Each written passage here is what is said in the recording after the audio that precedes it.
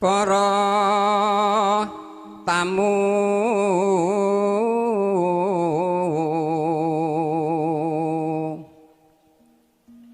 Pak Sunarto nyuwun doa restu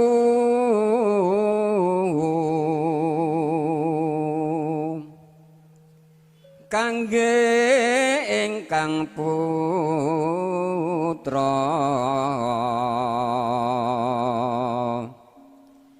ingkang nembe kabayang kari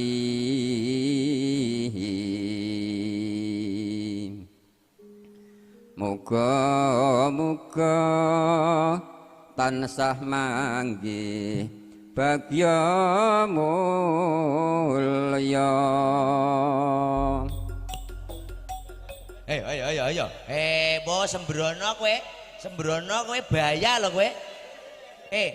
Mbah Men bawa kok mbok tok iki maksudku sembrono iki bawa wigati barang iki bawa wigati nganggo donga lho cah. Kula nyuwunaken pangapunten menika lare-lare lancang. Iya, ayo. Ndulek. Nggih. Mangga, nggih. Yen liwat aku kelingan gubuk kae biyen tak goleren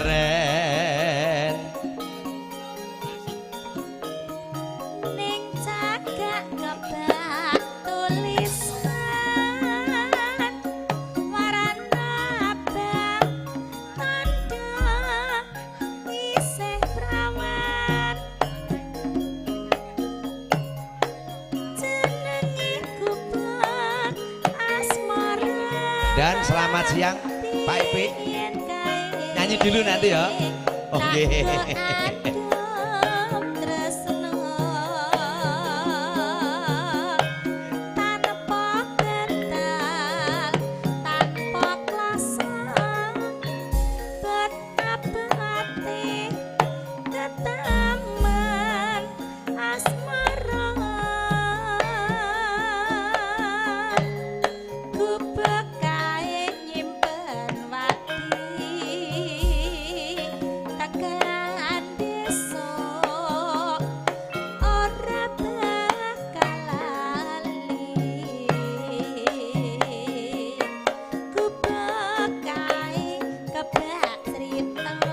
Awas. Iya.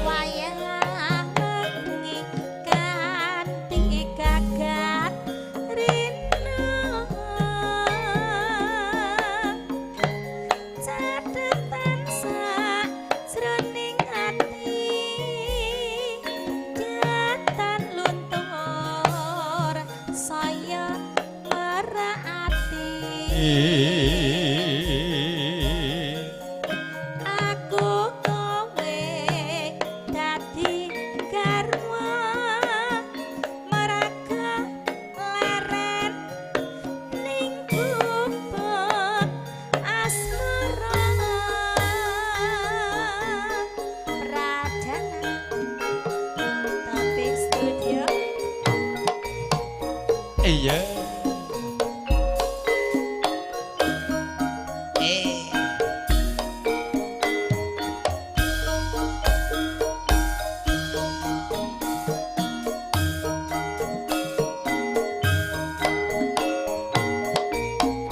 Awas.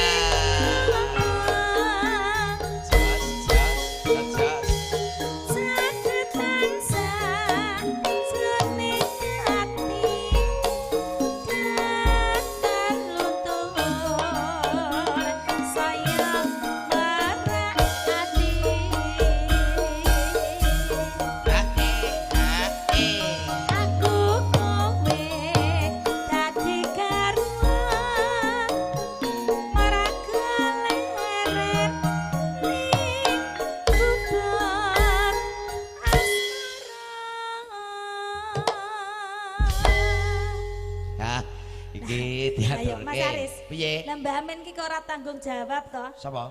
Mbah Min. Mbok ora ngono, Mbah Min iki ngaturke Piye? bawa jroning bawa pocong ku ana donga sing apik kanggone manten ya sing Manten. kagungan kersa. Antan-antan bawa ora kudune gong to. Lah iya. Ambur tuk tek tuk tek tuk. Ayo, kok malah ajar iki. kurang ajar.